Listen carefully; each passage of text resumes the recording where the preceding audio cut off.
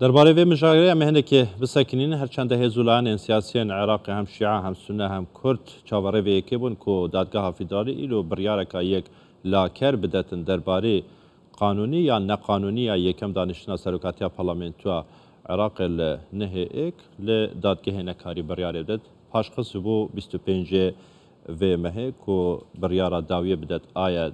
رونشتنا سروکاتیا پارلمان یاسایی بویا یانجی نیاسایی بالفکر نیاسایی بوا من میوانه که برای اسماعیت طیب اندام پیشتری پارلمانتوا عراق و چهافدار سیاسی کل سودید ملدهو که دید گلمه بیتن برای اسماعیت طیب تو خیر هاتی و خواندن آتش بو و روشنهای عراق تیکتی و او بریاره ایرو یا دادگاه فیدرالی که نکاری بریاره که یک عالی بدتن درباره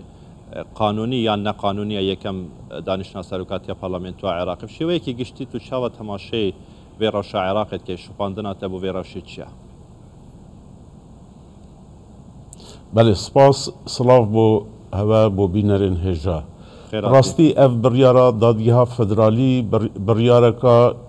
چاوریکیری بو چاوریکیریه جبر کو پرس نه پرسکا قانونیه پرسکا سیاسیه آلوزیه که سیاسی بویه و هر وکی دادگاه فدرالی اف دوا خستنه یان پاجدا خستنه بو هنده دایه کو چند روژکی دیجی مهلت بده تهیز سیاسی کو ریک بکوین هکی ام بین برای خوب دینا دستور عراقی هلبت ویا دادگاه فدرالی دستور عراقی البرشاف بگیرد بو چاره سر کرنا هر کشه که هکی ام برای خوب دینا وی رینشتنا پرلمانیا بوی دو ماده دا دستور بحثا رینشتنا ایکی یا پرلمان عراقی کت ماده 54 داد ماده 55 دا ماده 54 او کد بجد پشتی دادگاه فدرالی انجام هل بجارتن پسند کت ده سروکی کماره داخواست پرلمان نیکت کو رینشتنا خویا ایکی گریدن اکی ام برای خوب دینه توقیت یا درست باید 15 روزا دا کمبونا چی بوی ماده 55 بجتن که اوه تمنترین اندام آماده ده او به تسروک پرلمانی ارکی ویجی دیار کریه وی تنه ارکی که تنه هیا که سرپرشتیا هل بجارتنا سروک و جیگیر ایکی و جیگیر دوی بکد الویره محمود مشهداری بجین بتمنترین ایک بویا او چویا و رازی بویا که سروکاتیا رینشتنه بکتن مثلا از بجم سال 2010 وقتی از اندام پرلمانی بوم حسن علوی بتمنترین اندام بو لیوی نخواست ادی دکتر فؤاد معصومی سروکاتیا ویکر اوا بوی توی رینشتنه دا هیچ مخالفه که دستوری نهاتیه کرن نبونا کو محمود مشهدانی ام همی زانین تمثیلیه بو براستی جهتی بری بو کو مروه که لوی تمنیش قبیل بکد به تمثیلیه که حصا بکدن هر کسی که کو او رینشتن دیتی پشتی اینگه محمود مشهدانی لنخوشخانه دیتی کنتنو و چوات و پیش دقیقا بجین نوری مالکی و هادی عامری و قیس خزعلی هر سروی آماده بوینه و انجام پشکنینا پزیشکی جی چه تشتایی نداری خستیه یعنی نه جلطه دایه نه تشتایی بویه که واتا اوانه بجین تمثیلیه بو بری هنگی هات بو آماده کرن و محمود مشهدانی بسر خو قبیل کرد ببتا اکترک و تمثیلیه بکرد اگر هاتو اکی او بیجن 25 هیوه دا جی دادگاه فیدرالی نکاری بریاره یک آلی کر بدتن نرین آتا هل بجاتنا سروک کماتی جی دی پاش کویتن یعنی سروکاتیا پارلمانتوی نکاریتن کاندید سروک کماری جی ور بگرید یا خود هل بجاتن سروک کماتی جی بکندن آوا پارلمان دا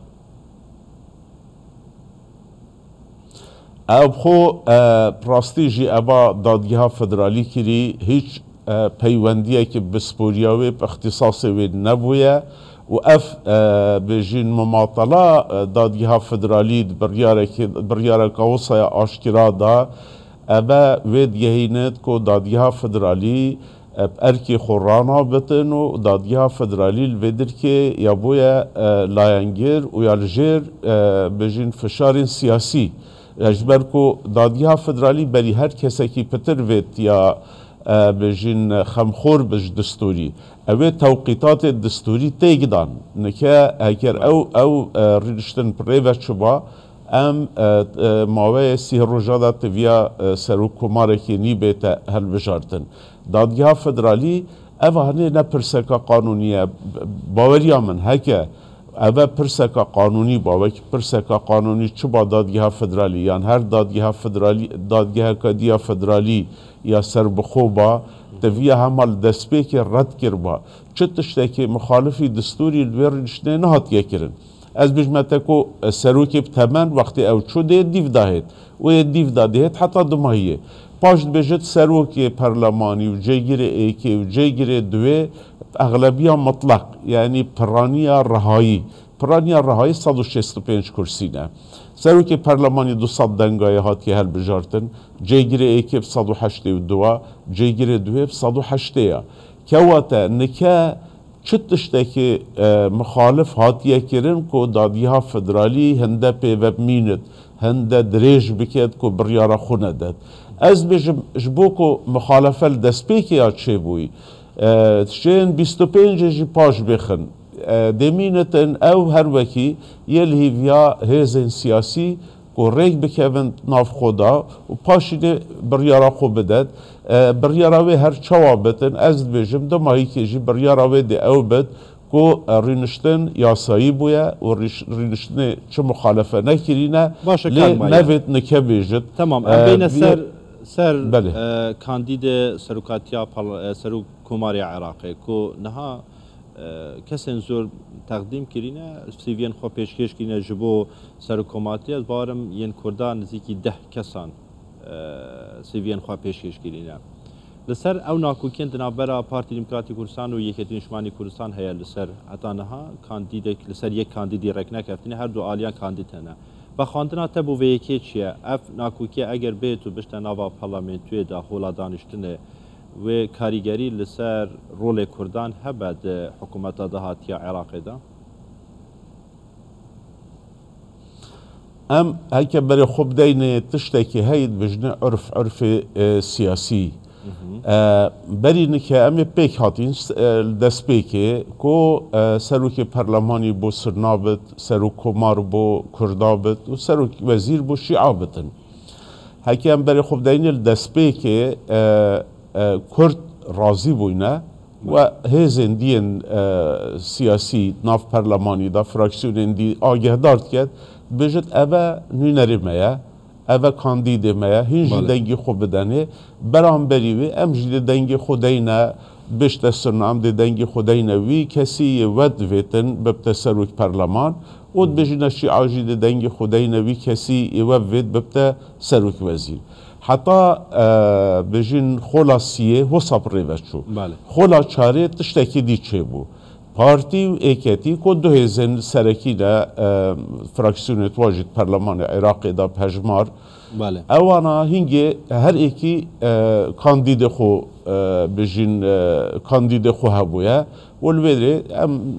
انجامید زانین که دکتر برهم بویا سروک کمار ملوری چکر از بجم لوری مشاشیه کر که ما کردات ناف خدا صافی نکر ما گوتی ابا سناجی وکریه سناجی بو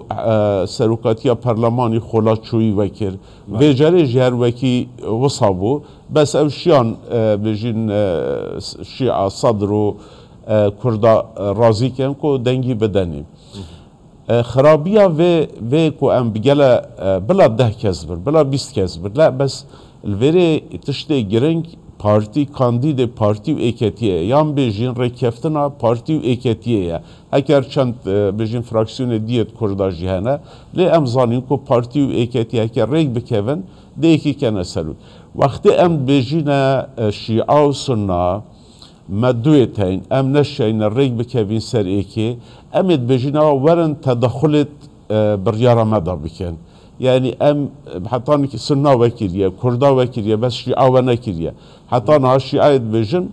تفيا ام ناف خدا وكرد السنة هردو جيد بيجن ام حسكين ناف مالا الشيعي ريك بكابت كواكي دفيد بكتا سروك وزير باش ام دي دانستاندني ديالوي سروك وزيري كين يعني اس مقوتي عرفي خراب شي هكي ابا بردوام بو ها صباحي بس نها عرفة كيديكا وعرفة بريانا هات يشكاندن نها عرفة كيديكا درز بوا اخفنا خو تمام كده از برساخو كم بشرا اخفنا خو جي تمام كان ها عرفة كيديكا درز بوا وكي مقتضى جبهة زورينا اجتماعي زورينا اجتماعي تبت العراقي حكمي بكذا بس تمام اخفنا خو بردام كاك معيط از بس رستاكي تمام كم يعني هكا ما هرجر بجين برسا سرو كوماريكو بشكا كردانه ما شيعه و سنه تخويل كرن كو هين برياري بدن ام نشجن ناف خدا ري بكوي سر ايك كانديت هين برياري بدن صباحي هيزن شيعه شين ایکیش بغدا بینن بجن اوه کرده و ام ده دنگی خودینه و چید بد او کاندید اندام حزب کوابد یعنی شین دماهی که حتی نکیجی دست مده هلای بس هکه بردوام بد شین وی مافیش مورگرن ایدی او بریاره بدن کیش کردی بکنه سرو کمار و اوه خطرک مازنه جبوه خوزی جارا دی جی و جاری جی ام بجین کرد ریگ بکوین و بجنا وانا اوه کاندیده ما دنگی خوب بدنی جارا دی یعنی و جاری و کتب عسکر عرفکه شوازه کی دیگه یعنی اف عرفه هات یشکاندن کو بریانه ها توافقان اجتماعی هبول سر همو پوستان و جاری مقتضاسات اجدی بجیتن زورینه عن اجتماعی یعنی زورینه دوید کاندیده خواه بیتن سروک وزیر جبو مقتضى صدريه روتا مقتضى صدريه و سروك برلمانجي جبو سنه عند نافا سنه بو زورينا بويا بو تقدميه بويا نبو عزمه بويا دنافا كردان داجي بارتي ديمقراطي كردستان زورينيه يعني بيوس ناكتن كو سروك كمار بو كردان بيتن اقل غوري وي عرفي بيتن زورينا عن اجتماعي بيتن بله کرد توزانی بگو مرمانه سنه نشیعه نگوتیه بلا چه کردک نبته سرو کمار خلا دوی دا بحث کرن خلا سیه دا بحث کرن که طارق هاشمی دویا ببته سرو کمار شینا بجین مام جلالی بشتیگه حتی یات علاوی ویالی سر نکتن دیسا کردک بو سرو کمار اما نکه نشیعه نسنه دجی هندنین کردی ببته سرو کمار از بحثاوی آلوزیت که میان ناف مدا از بجم هکی ام ناف خدا همی کردی جوید بجد ام ناف خدا ریک بکوین سر کاندیده کی هنگه ده کی بو سرو که کمار او بریارا میا هکی وصانه بو بجد ام دو کاندیدا چون ما في هاد دنافا كرداد جي ما بس من او اقل غوري زورينه بيتن او عرف زورينه بيتن حق بارتي نيه حقيقي شرعي بارتي نيه كو بارتي كانديد هبيتن هكا امبارح خبدين كو بجين وقت دكتور فؤاد معصوم بو يسرو كومار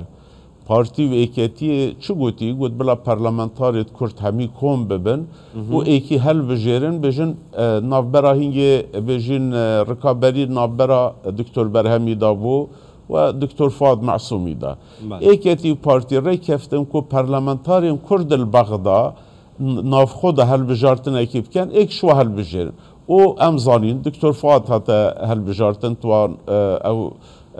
ناف هل بجارتن پارلمانتاریم کردا و وی ایک کاندید کو دکتر فؤاد بو ام چوی نویری و جاره پشتی هنگی ام دو کاندیدا چوین اوی جاره ام وقتی دو کاندیدا بچین دمینتن شرعیت و ما شرعیه نینه دمینتن هکه پارتی کاندیدی خوابت ایکتی هبت دمینت وجه پارتی وک فراکسیون ایکتی وک فراسیون کشوانا دشین پتریا اندامت پرلمانی رازی کن که دنگی بدنه کاندیده وانا هنگی کی بو سرو کمار وقتی دنگدان بویه او سرو کمار شیوه که شرعی و قانونی هاتی هل بجارتن ایدی ام نگهشتی نوی قناغه بلکی ریکفتن ای ببد بری هنگی حتی هنگی ام وید چاوری بید چاوری دبین مایید طیب اندام پیشتری پارلمانتو عراقی و چاودری سیاسی جستو دید ملدو که گله که سپاس کتود گلمه وید